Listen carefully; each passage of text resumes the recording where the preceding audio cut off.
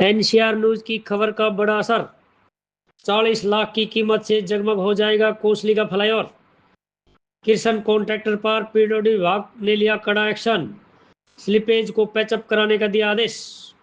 11 करोड़ 58 लाख की कीमत से पुनर्निर्माण हुआ कोसली का फ्लाईओवर, फिर चढ़ा भ्रष्टाचार की भेंट तथा अंधेरे में डूबा कोसली का फ्लाईओवर की खबर को एनसीआर न्यूज पर दिखाने के बाद बड़ा असर देखने को मिला। इस खबर को देखने के बाद पीडब्ल्यूडी विभाग की नींद टूटी तथा कृष्ण कॉन्ट्रैक्टर पर कड़ा एक्शन लिया गया।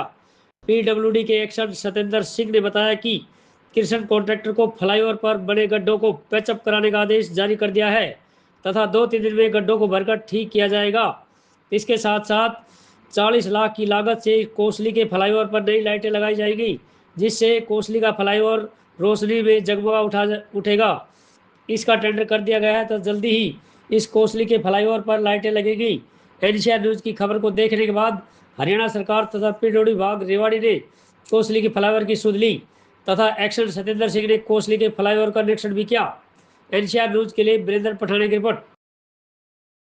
Satyendra Singh, action, PWD, BNR, Rewari. Action साहब, कोसली का जो फ्लाईओवर है उसमें लोगों की शिकायत है कि भ्रष्टाचार आ रहा है, भ्रष्टाचार 11 करोड़ की लागत से, क्या उस पर कार्रवाई की जाएगी? कोसली फ्लाईओवर का काम 31 अक्टूबर 2025 को हमने पूरा कर दिया था।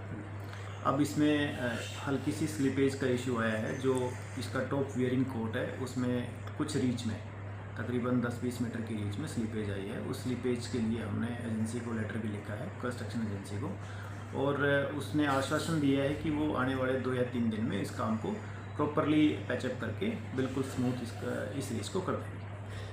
ये पहले से ही हमारी नॉलेज में था। एक्चुअली एजेंसी जिसने ये काम पूरा किया था उसका कहीं रोहतक में 1-2 जगह काम चल रहा है, तो स्लिपेज के लिए मेरी पहले भी बात उससे हुई थी। कंसर्न एसडीओ और जेई ने भी उसको फ़ोन करके बुलाया, लेटर भी हमने कन्वे किया है, तो वो जल्द ही 2 या 3 दिन में इसको पैचअप करा देगा। उसने हमें आश्वासन दिया। क्या नाम है, ठेकेदार कौन है? ये कृष्ण कॉन्ट्रैक्टर्स के नाम से। तो कब तक वो कार्य शुरू करेगा? नहीं, कार्य को बेसिकली पैचअप करना है। जो स्लिपेज हुई है उसको वो 2 या 3 दिन में इस कार्य को पूरा करके हमें रिपोर्ट कर देगा। एक्शन इलेक्ट्रिकल इस काम को देख रहे हैं। उन्होंने मेरी रिसेंटली अभी बात हुई थी, आज ही बात हुई थी। उन्होंने बताया है कि कुछ 40 लाख के करीब उन्होंने टेंडर को प्रोसीडिंग में लेके रखे हुए हैं, और वो जैसे ही टेंडर अपना अलॉट हो जाएगा, उस अलॉटमेंट के बाद सारी लाइटों का इसका जो काम है पूरा आरओबी उस पर नई लाइटों का प्रावधान लिया जाएगा और अकॉर्डिंगली नई लाइटों का काम करा दिया। ये डिपार्टमेंट एक्चुअली कई चीज़ें इन्वॉल्व हैं। इलेक्ट्रिकल विंग का काम इलेक्ट्रिकल लाइट देखने का होता है, और सिविल विंग का काम सिविल के कार्य को पूरा करना होता है। तो सिविल का कार्य आप भी देख चुके हैं कि वो कंप्लीट है।